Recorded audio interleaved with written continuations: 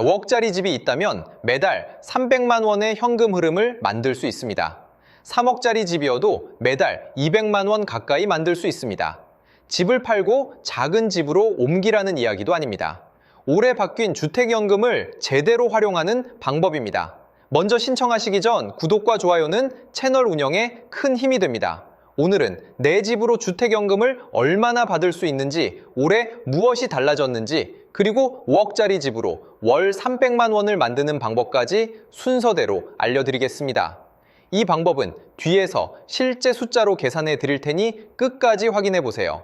주택연금이라고 하면 집을 빼앗기는 것은 아닐까, 일찍 사망하면 손해가 아닐까 걱정하는 분들도 많습니다. 그 걱정까지 오늘 함께 풀어드리겠습니다. 먼저 주택연금이 무엇인지 아주 쉽게 보겠습니다. 내 집을 담보로 맡기고 그 집에 계속 살면서 매달 연금을 받는 제도입니다. 국가가 지급을 보증하고 가입자와 배우자 모두에게 거주가 보장됩니다. 기본 조건은 어렵지 않습니다. 부부 중 한 명이 만 55세 이상이고 부부 중 한 명이 대한민국 국민이어야 합니다. 부부가 가진 주택의 공시가격 등을 합해 12억 원 이하면 됩니다. 집이 두 채라도 합산 공시가격이 12억 원 이하면 신청할 수 있습니다. 주택뿐 아니라 지자체에 신고된 노인복지주택과 주거용 오피스텔도 대상이 될 수 있습니다. 여기서 많이 헷갈리는 것이 가격입니다. 가입할 수 있는지는 공시가격으로 보지만 매달 얼마를 받는지는 공사가 인정하는 시세나 감정평가액으로 계산합니다. 그리고 부부라면 나이가 더 젊은 분을 기준으로 합니다. 예를 들어 남편이 72세, 아내가 68세라면 68세를 기준으로 계산합니다. 같은 5억짜리 집이어도 65세에 시작할 때와 75세에 시작할 때 월 금액이 다른 이유가 바로 이것입니다. 이제 가장 궁금한 월지급금을 보겠습니다. 지금 말씀드리는 금액은 2026년 3월 1일 기준 일반 주택을 종신지급, 전객형으로 받는 예시입니다. 부부 중 더 젊은 분이 65세라면 3억짜리 집은 월 75만 8천 원, 5억짜리 집은 월 126만 4천 원입니다. 70세라면 3억짜리 집은 월 92만 3천 원, 5억짜리 집은 월 153만 9천 원입니다. 75세라면 3억짜리 집은 월 114만 3천 원, 5억짜리 집은 월 190만 6천 원입니다. 보시는 것처럼 집값이 같아도 나이가 높을수록 월 금액이 커집니다. 반대로 일찍 가입하면 매달 받는 금액은 조금 적지만 더 오래 받을 가능성이 있습니다. 그래서 무조건 늦게 가입하는 것이 이득이라고 단정할 수는 없습니다. 당장 필요한 생활비, 다른 연금, 건강과 주거 계획을 함께 봐야 합니다. 그리고 이 표는 출발점입니다. 실제로는 주택 유형과 인정 시세, 지급 방식, 목돈 인출 여부에 따라 달라집니다. 그래도 70세억 원일 때 월 153만 9천 원이라는 숫자는 뒤에서 월 300만 원을 계산할 때 꼭 기억해 두셔야 합니다. 월 금액을 보면 이런 걱정이 생길 수 있습니다. 내 집을 담보로 잡았는데 오래 살면 돈이 끊기지 않을까? 그렇지 않습니다. 종신지급 방식은 가입자와 배우자 모두에게 평생 거주를 보장하고 부부 중 한 분이 먼저 돌아가셔도 같은 연금액을 계속 받을 수 있습니다. 반대로 일찍 돌아가시면 무조건 손해를 보는 것도 아닙니다. 부부 모두 사망한 뒤 집을 처분해 정산했을 때 집값이 연금 지급 총액보다 많이 남으면 그 차액은 상속인에게 돌아갑니다. 오래 살아서 받은 연금과 보증료, 이자 등을 합한 금액이 집값을 넘더라도 부족분을 자녀에게 따로 청구하지 않습니다. 즉, 주택연금은 집을 공짜로 넘기는 제도가 아니라 집의 가치를 생전의 생활비로 바꾸고 마지막에 남은 금액을 정산하는 구조라고 이해하시면 쉽습니다. 다만 중간에 해지하거나 집을 옮기는 계획이 있다면 초기 보증료와 대출 잔액, 재가입 조건을 따져봐야 합니다. 가입 전에 얼마나 오래 거주할지부터 생각해 보시는 것이 좋습니다. 올해 주택연금은 크게 두 차례 바뀌었습니다. 먼저 3월 1일부터 새로 신청한 분들의 월지급금이 전반적으로 올랐습니다. 금융위원회가 제시한 평균 사례는 72세 4억 원 주택입니다.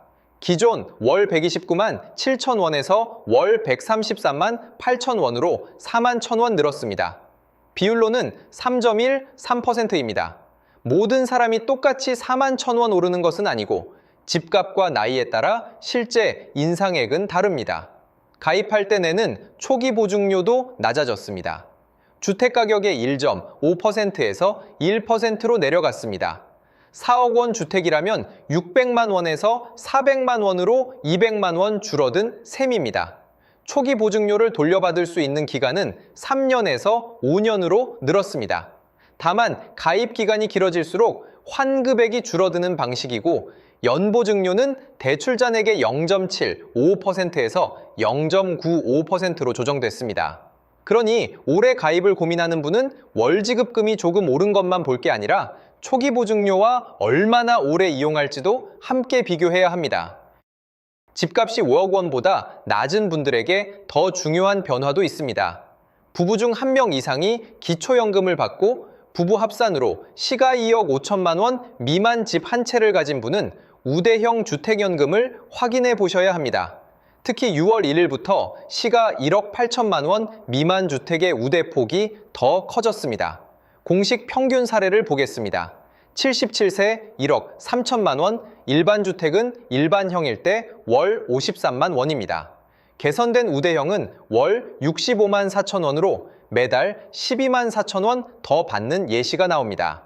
집값이 낮다고 해서 받을 금액도 무조건 적다고 포기할 필요는 없습니다.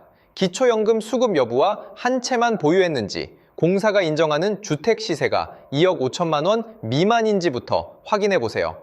다만 최대 25% 더 받는다는 표현만 보고 내 금액을 바로 더하면 안 됩니다.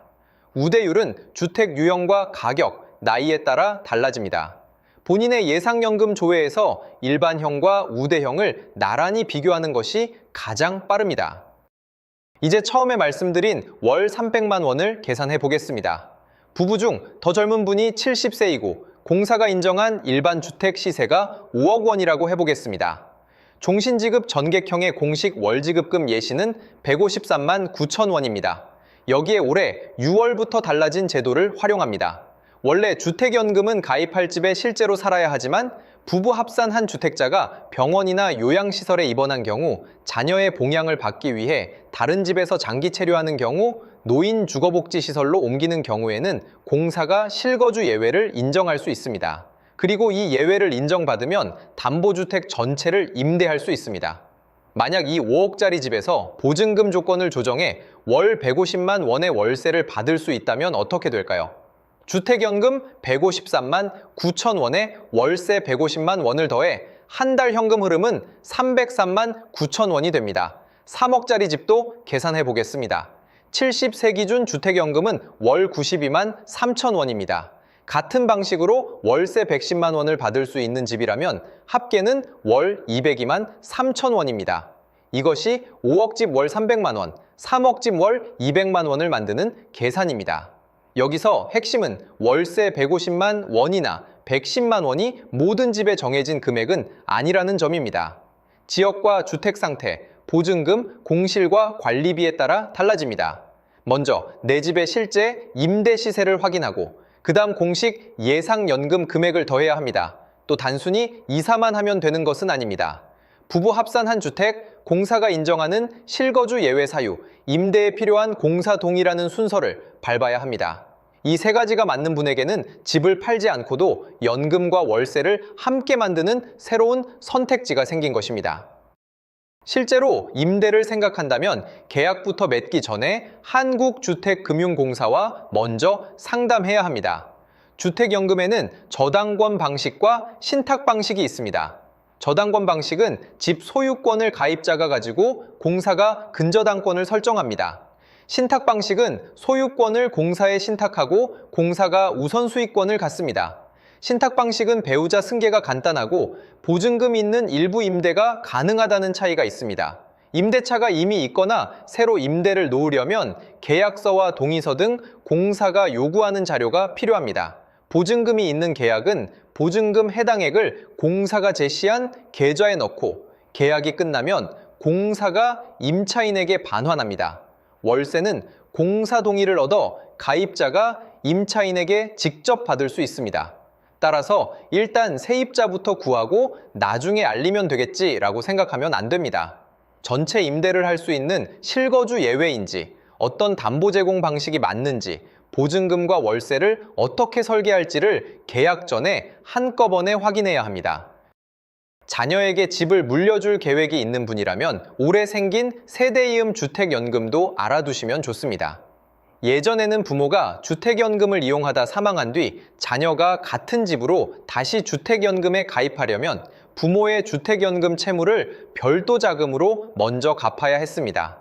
이제는 만 55, 세 이상 자녀가 같은 집을 담보로 주택연금에 가입할 때 개별 인출을 활용해 부모의 주택연금 채무를 갚을 수 있습니다. 이때 인출한도는 대출한도의 50%를 넘겨 최대 90%까지 가능합니다. 다만 부모가 근저당권 방식 주택연금을 이용한 경우에 하나고 부모의 채무 규모와 자녀가 새로 받을 수 있는 대출 한도를 맞춰봐야 합니다. 모든 상속주택이 자동으로 이어지는 제도는 아닙니다. 그래도 부모와 자녀가 모두 주택연금을 활용하려는 가정이라면 예전보다 목돈 부담을 줄일 수 있는 길이 하나 더 생긴 것입니다. 마지막으로 신청 전에 확인할 것을 4가지로 정리하겠습니다. 첫째, 부부 중 더 젊은 분의 나이를 확인하십시오. 둘째, 공시가격만 보지 말고 공사가 인정하는 시세와 예상연금액을 조회하십시오. 셋째, 기초연금을 받고 2억 5천만 원 미만 집 한 채를 갖고 있다면 우대형도 같이 비교하십시오.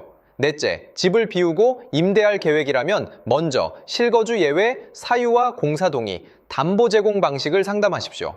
70세억 원 일반주택의 공식 연금 예시는 월 153만 9천 원입니다. 실거주 예외를 인정받고 내 집에서 월 150만 원의 임대료를 받을 수 있다면 합계는 월 303만 9천 원입니다. 3억 원 집도 연금 92만 3천 원과 월세 110만 원, 사례를 더하면 월 202만 3천 원이 됩니다. 개인별 금액과 임대 가능 여부는 한국주택금융공사 예상연금 조회와 고객센터일 688-811-4번에서 확인할 수 있습니다.